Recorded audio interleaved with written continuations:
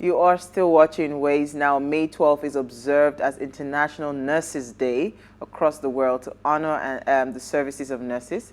It is the birth anniversary of Florence Nightingale, the English social reformer, statistician, and founder of modern nursing.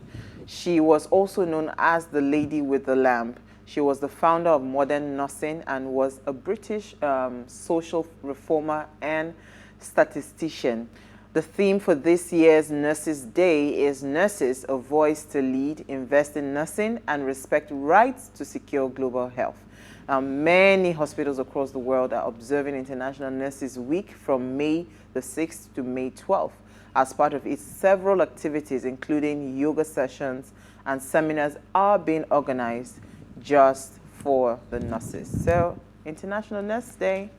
Happy Nurse Day. It's my twin sister's day because she's a nurse and she's very, I don't know how she's so passionate about a lot of things all at the same time. The way she talks about some of her patients and when she's not on call, on the day she's not on call, it's like, where have you been? You know how African Americans behave. Because they pay and wear. Well, not just that. Normal, listen. There are people who are doing it. Do you know if she were to be in Nigeria? The passion might be there, but the energy to move on might not be there. Absolutely, because I agree. The amount of disrespect we have for our health officials is alarming. Totally. People that take care of your health. So maybe it's the culture here, but we also have people who disrespect people out there. There's some people who are supremacists. So even when they are sick and you are helping them, they still feel they're on top of you. So they make certain derogatory comments, and because you if the pay is good, you can curse me all you like. I would say that some people won't take it. Nurses Day for me is, I would associate it with retired nurses. My mother-in-law is one, and her twin sister is also one. Yeah, she's a twin. Yeah. So I have two mother-in-laws. So I'll dedicate it to them, especially those who have actually worked in this profession and served in this profession. I think they are quite passionate about it. Even if they are out of it, they still tend to ask you questions that has to do with your health. So absolutely. Yes. So I would give it to the retired nurses. Yay. And the ones that are still in service. Totally, yes, absolutely. All right, so let's see what we found in the news. Number, you're going first? Or is your story ready, you see? Yes, it is. Oh, okay, go ahead Thank if you. it is. All right, my story is on what happened in Sokoto State, and it's a gory story, and it has to do with mob kills College of Education female student and sets body ablaze in Sokoto over alleged blasphemy.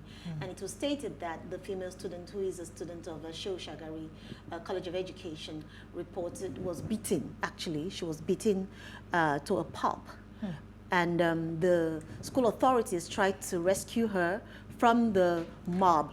What actually started the whole thing was that this young lady actually was asked by her peers in the classroom and said, how come you passed your exams? Usually, what would be your answer? Oh, is God or is Jesus? Thank Jesus, I got it. And that was what actually aggravated everything. And they said she should take her words back. And when she refused to take her words back, of course, it caused an uproar, and everybody came together and attacked her. And she was set ablaze at the end of the day. Oh my God. So just when I was in school, just when I was sitting and trying to, sort out some things, I saw a video that surfaced. Why am I all emotional this week? And it brought back memories because of what happened in the north. I've been in the north and I've seen people get burnt alive. Absolutely. I've seen people get burnt, and you see, at the end of the day, you see, what's it called? Pigs eating their dead bodies and dogs and all of that. So there's a boy on, if they can find it, on, I think it's on Linda Ikeji's blog that I saw it. Yes, I've seen the video where the boy was saying that either Linda Ikeji, but it's on the blog now. Yeah. Where the boy was showing the matchbox. That was used to set her he said ablaze. he was the one that killed her, and he set her ablaze. He said it in Hausa language. Nini nakashita. Oh my goodness. The ashana so the ashana is a match. This is the match I used to set her ablaze. So if there is any level of humanness anymore in our leaders, they will fish that boy out. Yes.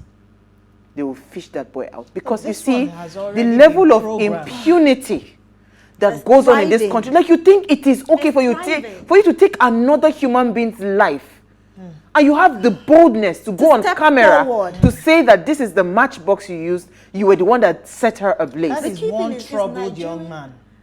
This is not issue of troubling. No. See, let me tell you what is laws of do. fanaticism. You know what? Of Hold on, course. Issy. Of course. Beyond This normal is- He's been religion. programmed to. This is a what point laws, right? Laws and implementation of laws does.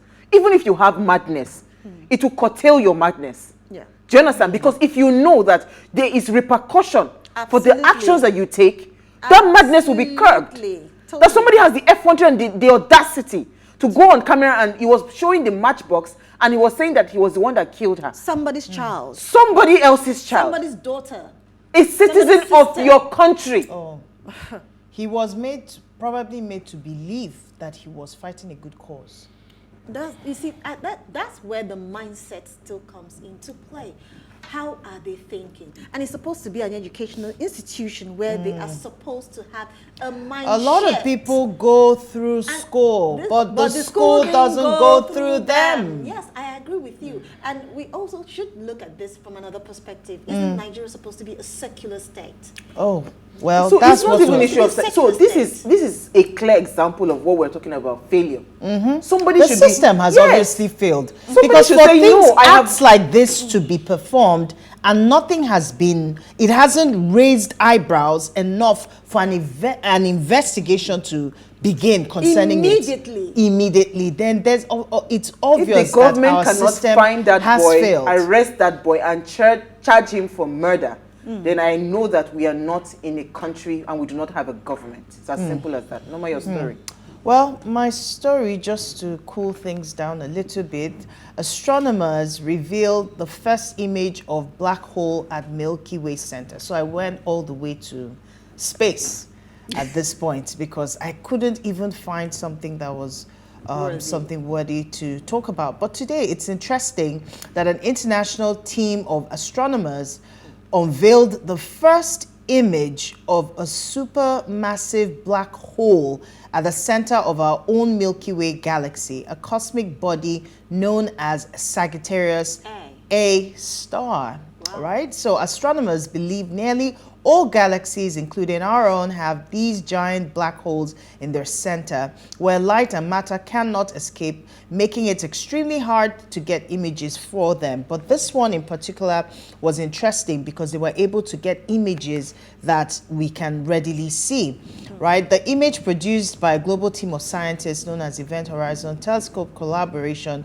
is the first direct visual confirmation of the presence of this invisible object and comes 3 years right after that. I think the last time they saw something like that was in 2019, where the very first image of a black hole from a very distant galaxy. So it's interesting that there's a lot of activity going on outside the hustle and bustle of the Earth.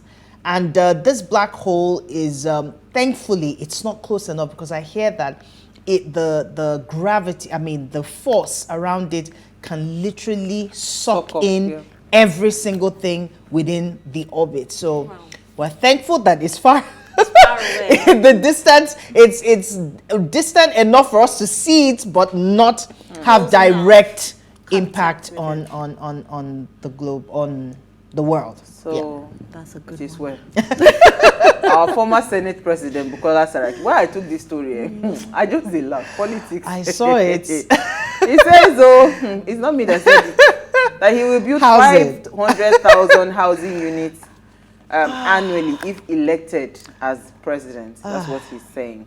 He says, "I will deliver 500,000 affordable housing units annually. I will create a viable platform to protect the African continent. I will be president for all because I represent the Nigerian identity. I will be the bridge between the North, South, Muslims and Christians." That's what he said.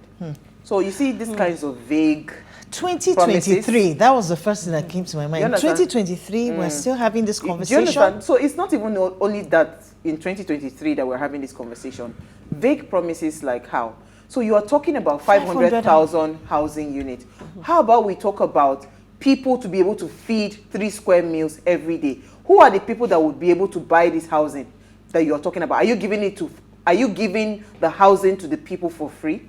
Are they going to be saying, okay, you know what, let us mop up all the homeless people? What's the strategy? What is the current housing deficit that we have today in Nigeria? What are those numbers? You can't just wake up and think it is a feel-good thing to say that you want to build 500,000 housing. We are tired of this kind of promises. It is really ridiculous. Absolutely. We need leaders that would say, you know what, XYZ are the problems. Because before somebody will even think of a roof over there, they will first of all think of what to put inside their tummy. It is whoever that is alive that can stay inside a house. Absolutely. Right? So what are the current challenges that Nigeria is facing, and how do we mitigate, or how do we bridge that gap? That's the kind of conversation we're having. Don't come with this kind of promises, because this is already dead on arrival. A lot of Nigerians are tired of this kind of promises. I'm just saying this in case future people as aspirants wants to start to come up with this 500. Why? It sounds good to the ears, but 500,000, is that the deficit that we have in terms of housing? That's number one. And number two is, are you giving those houses for free? How many homeless people do we have in this country? How do you intend, to solve those problems? What's the payback plan? On that note, maybe we should start to resign. I'm most the type of resignation letter. Stay with us. We'll be right back.